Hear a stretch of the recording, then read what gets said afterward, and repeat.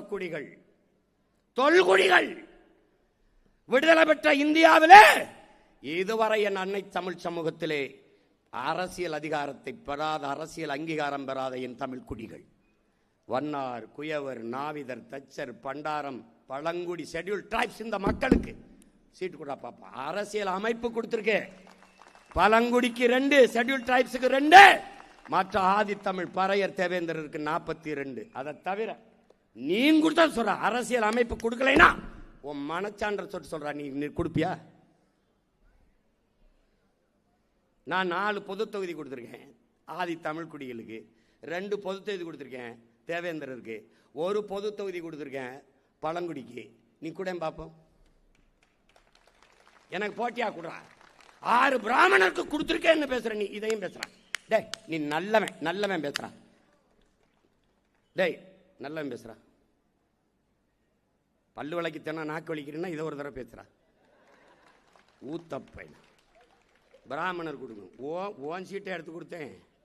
அவன் இடம்டா, அவன் எடுத்துக்கிறான்டா. ஒரு காரணம் சொல்றான்.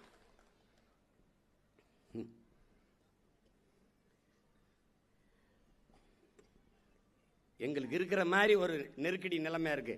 பெரும்பான்மையா இருக்கிற சமூகங்களுக்கும் குறைஞ்சிடக்கூடாது. நிராகரிக்கப்பட்ட, புறக்கணிக்கப்பட்ட என் இன சொந்தங்களை விட்டுறக்கூடாது. எல்லாத்தையும் எழுதிட்டு போகணும். 117 பெண்ணு கொடுத்துடணும். அதுவும் படித்த பெண்ணா இருக்கணும், அதுவும் அரசியல் தெரிஞ்ச பெண்ணா இருக்கணும், அதுவும் அந்த சமூக பிரதிநிதித்துவத்தோடு இருக்கணும்.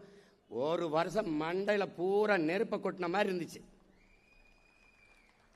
துறை நேர்ந்தாலும் ஏதோ போயிட்டு இருக்கிறான். டே உடம்பு படுத்துக்கிறது, கண்ணு முழிச்சுக்கிறது, கண்ணு மூடிக்கிறது, மூளை முழிச்சுக்கிறதுறான்னு சொல்லுவேன். சிரிப்பாங்க. இந்த மாநாடை நடத்துறதுக்கு ஒரு 10 நாள் வேலை செய்ய சொன்னேன். அண்ணே எனக்கு கண்ணு முடிக்கிறதுனே, உடம்பு படுத்துக்கிறதுனே, மூளை முழிச்சுக்கிறதுனேன்றதுல நான் சிரித்தேன். ஏன்னா இதைத்தாப்பா நான் சொல்றேன் அப்படின்னு. 1000 ஆண்டுகளுக்கு முன்பு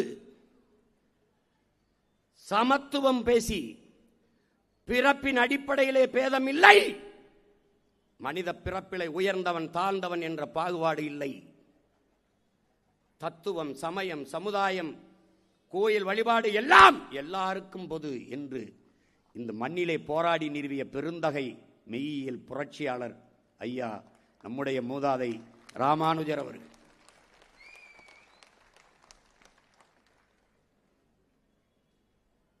எல்லா உயிர்களையும் கடவுளாக பார். அந்த உயிர்களுக்கு செய்கிற சேவைதான் ஆன்மீகம்ங்கிறார். அதுதான்டா உண்மையிலே